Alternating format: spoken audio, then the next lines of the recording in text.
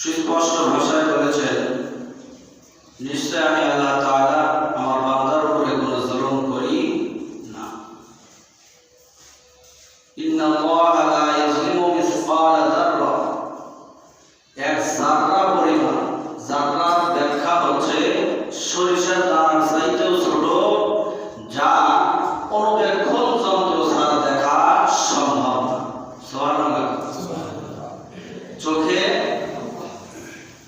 স্বাভাবিকভাবে চোখ দিয়ে যা দেখা যায় না, এতটুকু জুলুম আমার আল্লাহ আমার উপরে, আপনার রব আপনার উপরে করেন না। এটা কে বলছে? আল্লাহ বলছে। তাহলে জুলুম আমরা আমাদের উপরে করি। মাঝে মাঝে এই জুলুমের ফলশ্রুতিতে আল্লাহ পাক অসন্তুষ্ট হয়ে বিভিন্ন সময় আমাদেরকে খোঁচা দেয়, হুশ মেরানোর জন্য।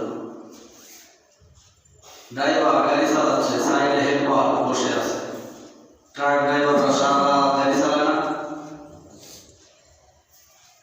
রোডে ড্রাইভারের ঘুম আসছে, কিন্তু ঘুমাইতে পারতেছে না। হেল্পার সাহেব, 3 নম্বর উস্তাদ একটু খোঁচা দিল, আবার কিছুক্ষণ ভালো চলে, আবার যখন ঘুম চলে আসে আবার একটা খোঁচা।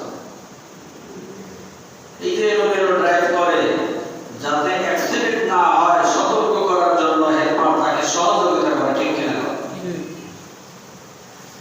বান্দা যখন গুনাহ করে, বান্দা যখন তার জীবনটাকে আল্লাহর দেওয়া নীতিমালা বাদ দিয়া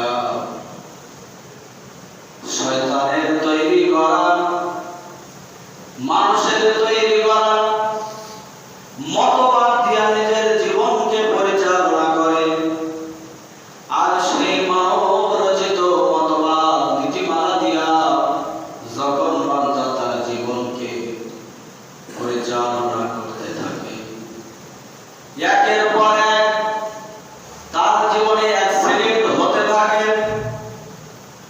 ওই বান্দার জীবনে ধীরে ধীরে এমন অ্যাক্সিডেন্ট হয়ে যায়, সে এমন পর্যায়ে চলে যায়, নাস্তিক হয়ে যায়, মুরতাদ হয়ে যায়, এমনকি বেঈমান হয়ে যায়।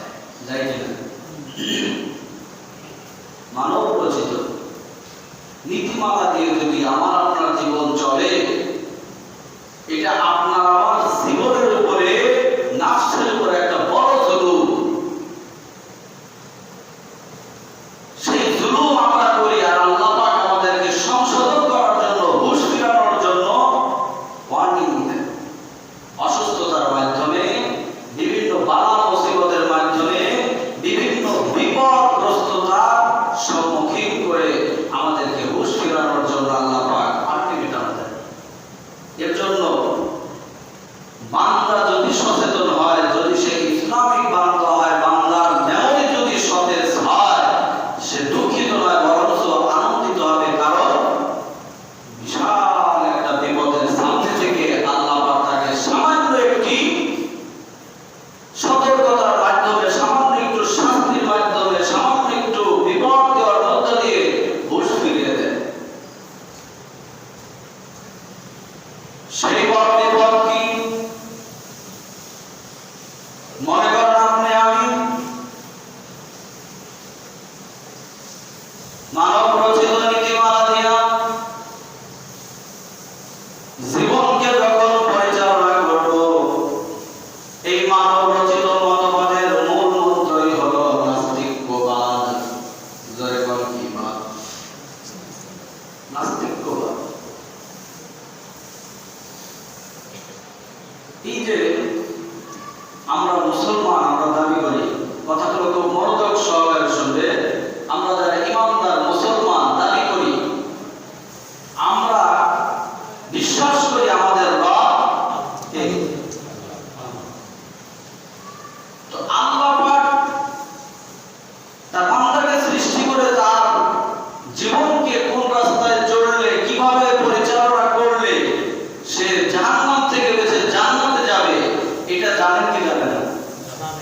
জানেন বিধায় আল্লাহ পাক তার কিছু নীতিমালা সম্বলিত গ্রন্থ এই দুনিয়াতে নবী এবং রাসূলদের মাধ্যমে দিয়েছেন। বর্তমান আলেম সমাজ সেই নীতিমালা, ওয়াজগুলো, নসিহতগুলো, উপদেশগুলো মানুষকে শোনা। ঠিক কিনা? কিন্তু তার পরিবর্তে মানব রচিত নীতিমালা যে সকল মানুষেরা সম্মিলিত হইয়া, একত্রিত হইয়া